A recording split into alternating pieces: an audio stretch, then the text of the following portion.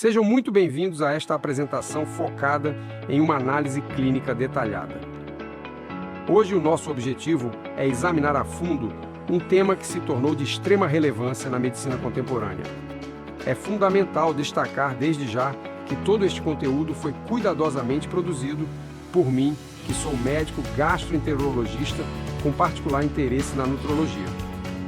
Esta explicação foi estruturada de forma acolhedora e didática, pensando em trazer clareza tanto para os pacientes quanto para os colegas médicos que nos acompanham, sempre mantendo inabalável o rigor científico e a seriedade técnica da gastroenterologia. Então vamos iniciar a nossa análise sobre a verdadeira natureza da vitamina D. E aqui está o nosso roteiro clínico de hoje. 1. A fama da vitamina D. 2. Vitamina ou hormônio. 3. Funções do nosso corpo. 4. A epidemia de deficiência. 5. Suplementação e seus riscos. E por fim, 6. O poder do básico. Vamos direto para a seção 1. A fama da vitamina D, além da saúde óssea? Bom, historicamente, do ponto de vista médico, essa substância era lembrada quase que exclusivamente pelo seu papel fundamental na absorção de cálcio e na manutenção do nosso esqueleto. Mas atualmente o cenário clínico é vastamente mais complexo. Hoje, ela é amplamente discutida em contextos de imunidade, na regulação de energia, na função da musculatura, na modulação do humor e, de forma bem abrangente, na prevenção sistêmica de diversas doenças. E a justificativa biológica para essa expansão de foco é fascinante. Podemos dizer que a ciência fez uma descoberta impressionante. Receptores para a vitamina D estão presentes em praticamente todas as células do corpo humano. O impacto dessa constatação é imenso, pois indica de maneira incontestável que ela atua como uma verdadeira mensageira, estabelecendo comunicação direta e contínua com os mais variados órgãos e tecidos do sistema. O que nos leva à seção 2, vitamina ou hormônio? A mudança de paradigma. Essa diferenciação técnica é muito curiosa. As vitaminas são classicamente definidas como substâncias provenientes da alimentação, simplesmente porque o corpo não consegue produzi-las em quantidades suficientes por conta própria.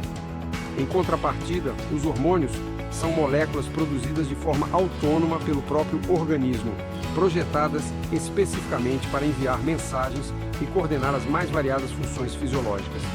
E aqui está o detalhe. Apesar do seu nome histórico já tão estabelecido, a vitamina D se comporta na prática muito mais como um hormônio. E por quê? Porque o próprio corpo humano tem a capacidade de sintetizá-la através da pele em resposta à luz solar adequada. Entrando agora na seção 3. Funções no nosso corpo, a metáfora da cidade. É perfeitamente possível imaginar o organismo humano como uma metrópole altamente complexa, onde os diferentes sistemas representam bairros interdependentes.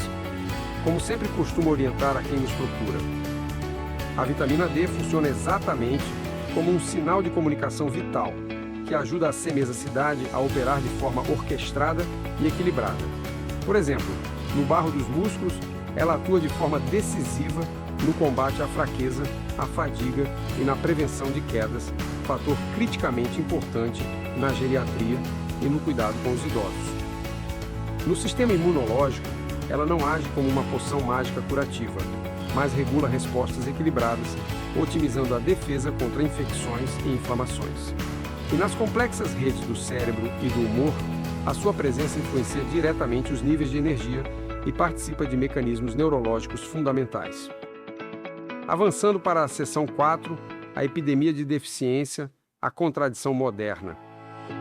Agora pensem na seguinte contradição.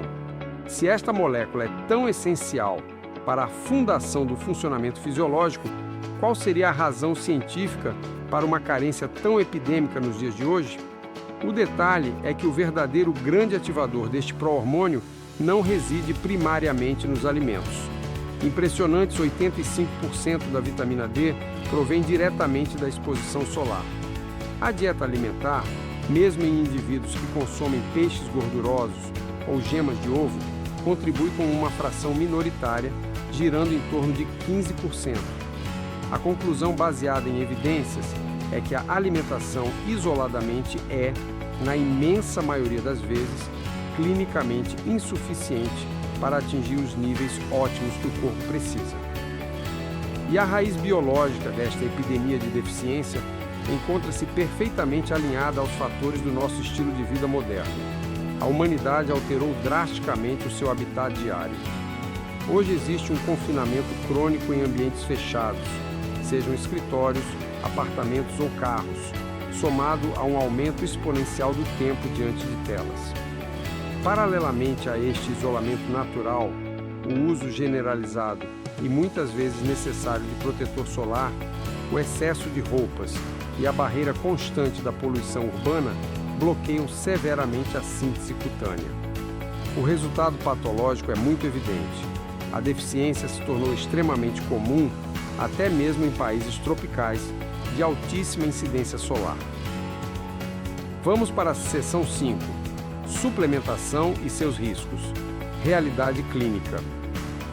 Surge, inevitavelmente, a pergunta mais frequente na prática diária dos consultórios: todo mundo deveria suplementar? A resposta direta da medicina baseada em evidências é um enfático não. A conduta terapêutica exige altíssima individualização, sendo essencial evitar os extremos. A suplementação jamais deve ser tratada como uma tendência inofensiva, e muito menos como uma solução mágica e universal. Então, o ponto crucial é o diagnóstico clínico assertivo. As indicações para suplementação individualizada incluem grupos de risco muito bem delineados na literatura médica. Estes abrangem populações idosas, indivíduos com reconhecida e persistente baixa exposição solar, pacientes apresentando obesidade, portadores de doenças intestinais que prejudicam a absorção, indivíduos em uso de medicamentos específicos que interagem com este nutriente e, inquestionavelmente, os casos de deficiência clínica laboratorialmente comprovada por exames de sangue. E aqui cabe um alerta de máxima seriedade sobre os perigos reais da automedicação. Reforço aqui que o excesso traz consequências patológicas muito severas e desenha uma cascata tóxica perigosa. O uso de altas doses de forma empírica, ou seja, sem o devido monitoramento médico, leva quase invariavelmente à elevação dos níveis de cálcio no sangue.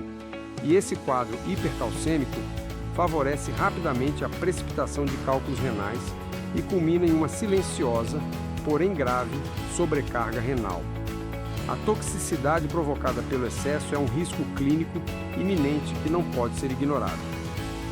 Chegamos à seção 6, o poder do básico. Uma filosofia médica. Recapitulando com rigor o nosso resumo clínico consolidado, vemos que a vitamina D transcende de forma ampla a saúde puramente óssea. Devido à sua síntese na pele, ela funciona organicamente muito mais como um hormônio integrado do que como uma vitamina clássica de origem alimentar. Ela se comprova vital para a integridade da estrutura muscular, para a modulação inteligente da imunidade e para a preservação ótima da função cerebral. O sol continua invariavelmente sendo o ativador primário, e respeitando a delicada balança do organismo humano, a suplementação requer sempre critérios médicos rigorosos e bem individualizados.